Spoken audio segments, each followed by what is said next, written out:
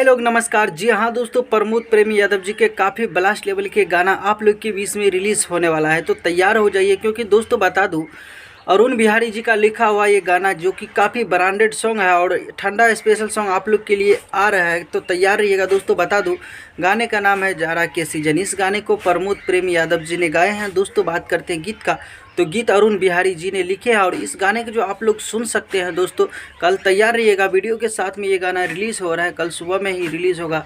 जी हाँ दोस्तों, प्रमोद प्रेमी इंटरटेनमेंट से गाने में नज़र आ रहे हैं आप लोग का चहेता सुपरस्टार प्रमोद प्रेमी यादव जी और प्रियंका सिंह जी। तो जी हाँ दोस्तों, प्रियंका पंडित जी। तो काफ़ी बेहतरीन गाना है और आप लोग को आशा और विश्वास है ये गाना काफ़ी पसंद आएगा, क्योंकि अरुण बिहारी जी ने इस गाने को लिखा है। आप लोग भी डिमांड कर रहे थे कि अरुण बिहारी जी का गाना कब आएगा, तो बस यही अपडेट था। तो कल आ रहा है अरुण बिहारी जी का गाना, तो आप लोग ज़रूर सुनिएगा। वैसे भी आज एक प्रमोद प्रेमी यादव जी का सॉन्ग आया था, उस गाने को भी आप लोग प्यार दीजिएगा। मिलते हैं फिर से नए वीडियो के साथ, तब तक के लिए bye bye, take care, love you all, धन्यवाद दोस्तों।